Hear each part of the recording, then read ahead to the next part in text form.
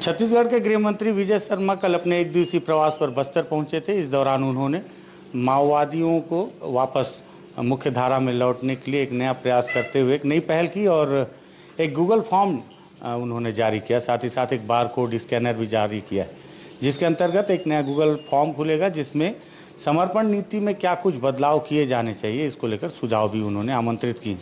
उन्होंने माओवादियों से भी अपील की कि वो भी अपने सुझाव दें कि उनके समर्पण में और क्या कुछ सुधार किए जा सकते हैं, ताकि जंगल में भटकने वाले माओवादी वापस मुख्य धारा में लौट आएँ। इसको लेकर अब एक समर्पित माओवादी हैं जो पूर्व में माओवादी रह चुके थे, अब उन्होंने बहुत लंबे समय में समर्पण कर दिया है। उनसे भी हम बातचीत करते हैं कि समर्पण नीति में क्या कुछ बदलाव होना चाहिए।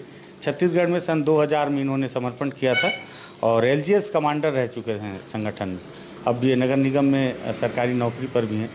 बद्रीनाथ जी, ये बताएं आप सबसे पहले कि आपने सन 2000 में समर्पण किया था। जी, 2000 में। तो उस समय जो समर्पण नीति थी उससे आप कितना संतुष्ट हैं और आपको क्या लगता है समर्पण नीति में कुछ बदलाव होना चाहिए? जो माओवादी समर्पण करते हैं उनको लाभ मिलने में कितनी तकलीफ होती है या आसानी से मिलती है? उस समय मध्य प्रदेश था, मैं जब चलन रहा था। अच्छा। तो उस समय यहाँ कुछ पुनर्वास नीति नहीं थे। तो बाद में 2000 के बाद भी छत्तीसगढ़ में कुछ योजना, ये सलवा जुड़ूम जब खत्म होने के जस्ट में तब ये नीति आया। पहले शुरुआत में आना है, लेकिन आंध्रा में था वहाँ नीति। तो अभी भी कुछ मैंने पुनर्वास नीति आई बोल रहे थे, मेरे को तो हकीकत में कहीं दिखाई नहीं दे रहा है। ये विजय शर्मा जी हैं गृह मंत्री, जो कल उन्होंने एक फॉर्म जारी किया और सुझाव मांगा है समर्पित माओवादियों से, या वो माओवादी जो भी जंगल में है, अगर चाहें तो दे सकते हैं कि सुझाव।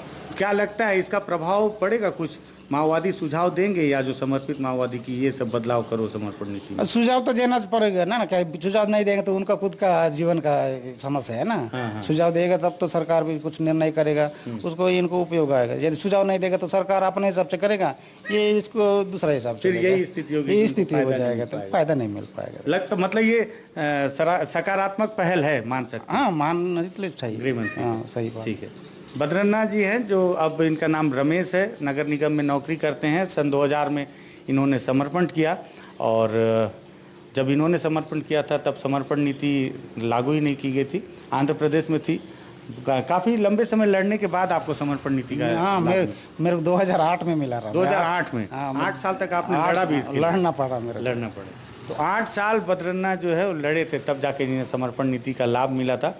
और ये चाहते हैं कि जिस तरह से आंध्र प्रदेश और तेलंगाना में समर्पित माओवादियों से पूछकर उनकी जो क्वालिटी है, काम करने की क्षमता है, उसके आधार पर उन्हें आगे जीवन यापन के लिए काम दिया जाता है। इस तरह से छत्तीसगढ़ में भी बदलाव होने चाहिए और जो पहल गृह मंत्री ने की है, उम्मीद है इन्हें भी कि उसका एक सकारात्मक पहलू जरूर नजर आएगा।